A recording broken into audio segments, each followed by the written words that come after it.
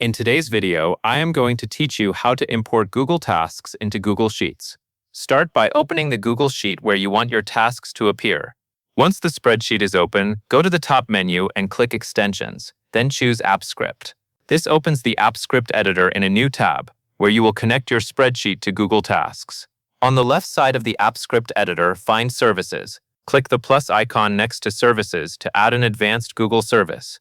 In the list that appears, look for the Google Tasks API. Select it, then click Add. This is important because it gives your script permission to call Google Tasks and pull task data into your spreadsheet.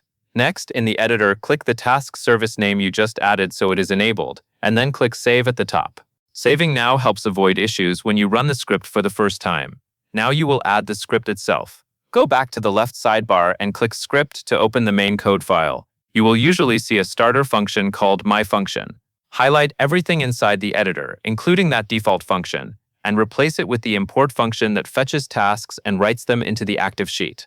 This script pulls from your default task list, then formats the results into columns for title, notes, due date, and status. It also adds a header row so the spreadsheet is easy to read. After pasting the code, click Save again. Then click the Run button, which looks like a play icon, to execute the function. The first time you run it, Google will prompt you to review permissions. Click Review Permissions. Select your Google account and continue through the authorization screens so the script can access Google Tasks and update your spreadsheet. If you see an advanced option warning, open the Advanced section and proceed to the project to complete authorization. Once authorization finishes, return to your Spreadsheet tab. Your tasks should now appear in the active sheet, organized into clean columns.